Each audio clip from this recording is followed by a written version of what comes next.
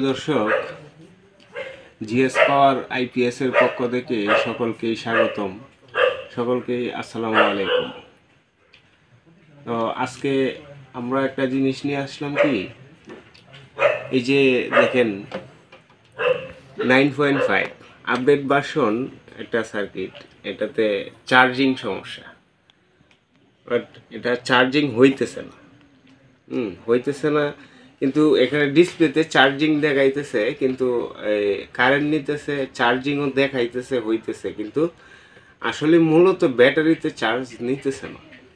তো এটা আসলে এটা কি হলে সমাধান করা যায়, এটা আসলে আমরা এটা নিয়ে একটু আলোচনা এবং কি প্র্যাকটিক্যালি আপনাদেরকে উপস্থাপনা করতেছি, এরকম যে এই সবাইকেই একটু শেয়ার করতেছি এই বিষয়টা। আসলে আমরা যেখান থেকে ঠেকে যাই সেখান থেকেই তো শেখা হয়, এই জন্য আর কি। তো নতুনদের জন্য আসলে এটা আসলে ইম্পর্টেন্ট একটা বিষয়। আসলে মূল বিষয়টা কি, এটা কেন হইতেছে না, হ্যাঁ। তো সবাই একটা কাজ করবেন, সকলের উদ্দেশ্যেই বলছি, আপনারা আসলে ভিডিওটা যদি টেনে টেনে দেখেন তাহলে কিন্তু এটা কোনো একটা জায়গা থেকে মিস করে যাবে, ঠিক আছে? এই হচ্ছে বিষয়। আর আমার ভিডিওটা যারা দেখেন, চ্যানেলটাকে অবশ্যই সাবস্ক্রাইব করবেন, পাশে থাকবেন।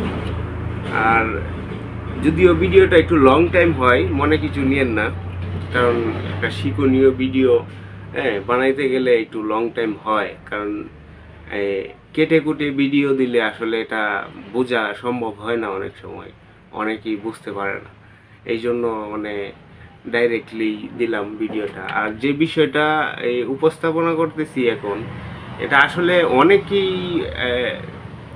এই সমস্যার সম্মুখীন হয়, কিন্তু যারা পুরাতন আছে, কাজ করে, টেকনিশিয়ান আছে, তারা অনেকেই এই বিষয়টা সচরাচর পাবেন না আপনারা।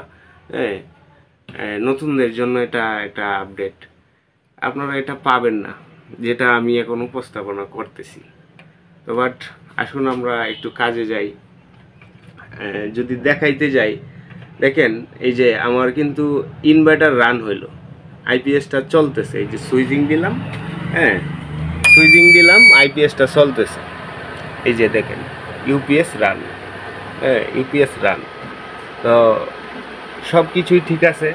এখন দেখেন আমরা যদি একটু এসি ইন করতে যাই, এসি ইন করি, দেখেন এসি ইন করলে চার্জিং দেখাইতেছে, কিন্তু চার্জিং হইতেছে না, ব্যাটারিতে হচ্ছে না। এই যে দেখেন আমার কিন্তু শব্দ তো অবশ্যই শুনছেন, এই যে চার্জিং দেখাচ্ছে, কিন্তু ব্যাটারিতে চার্জ হইতেছে না। এই যে দেখেন ফ্যানটা ঘুরতেছে না, ফ্যানটা ঘুরতেছে না, চার্জিং হচ্ছে না।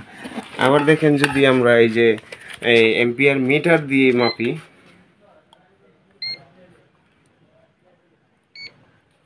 এই যে দেখেন কোনো প্রকার এম্পিয়ার এটাতে নিতেছে না, নিতেছে না, একদম জিরো, মিটার উঠতেছেই না। কিন্তু চার্জিং অবশ্যই, এই যে এখান থেকে যদি দেখাই, এই যে দেখেন, এই যে চার্জিং 1, এসি 1 চার্জ, এই যে চার্জিং কিন্তু 1 আছে, এই যে চার্জিং 1 আছে, কিন্তু চার্জ নিতেছে না ব্যাটারিতে, কিন্তু এখান থেকে কিন্তু শু করতেছে চার্জিং 1, কিন্তু ব্যাটারি চার্জ নিতেছে না, অর্থাৎ ট্রান্সফরমার থেকে, ওই সার্কিট থেকে চার্জ দিতেছে না।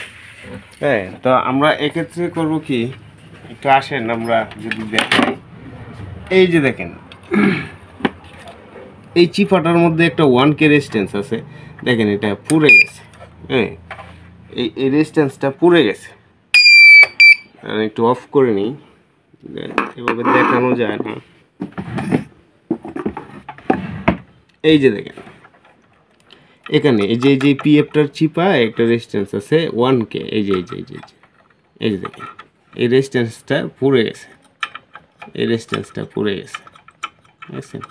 কিন্তু এটা আসলে অনেক রেজিস্ট্যান্স আছে যে দেখা যায় কি এভাবে পুড়ে না, কিন্তু ভিতর থেকে কেটে যায়, এই হচ্ছে বিষয়। আমরা আসলে দেখানোর চেষ্টা করলাম, তারপরেও আমরা যদি রেজিস্ট্যান্সটা লাগাই দিই তাহলে কিন্তু দেখেন এটা কিন্তু পুড়ে গেছে দেখা যাইতেছে, কিন্তু এই যে সাথে আরেকটা 1K রেজিস্ট্যান্স আছে এটাও কিন্তু চলে গেছে।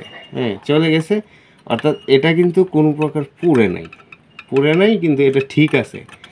এটা মিটার দিয়ে মেপে আমরা দেখছি যে এটাও চলে গেছে। হ্যাঁ, এইটা আর এই যে এটা এখানে এটা পুড়ে গেছে, এটা দেখা যাইতেছে।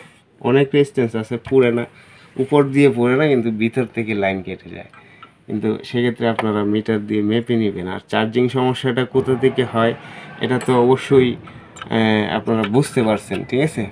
এই যে BT41-এর চিপায়, এই যে এই BT41 এটার চিপায় কিন্তু এই যে দেখেন 1K একটা রেজিস্ট্যান্স, এই রেজিস্ট্যান্সটা পুড়ে যাওয়ার কারণে কিন্তু আমাদের এই সমস্যাটা হতেছে, চার্জিংটা নিতেছে না।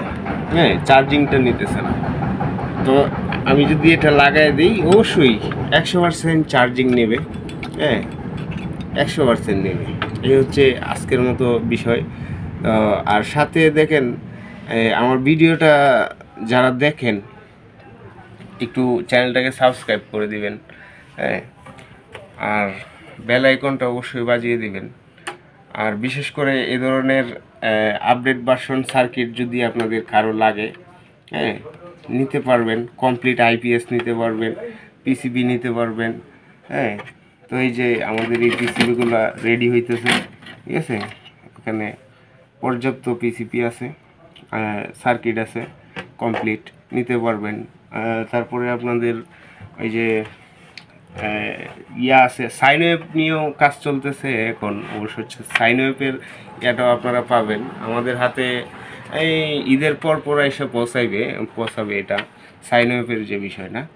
সাইনওয়েভ কিছু আপডেট করতেছি, এটা পাবেন আপনারা। আর DSP তো আছেই, DSP পিওর সাইনওয়েভ পাবেন আপনারা।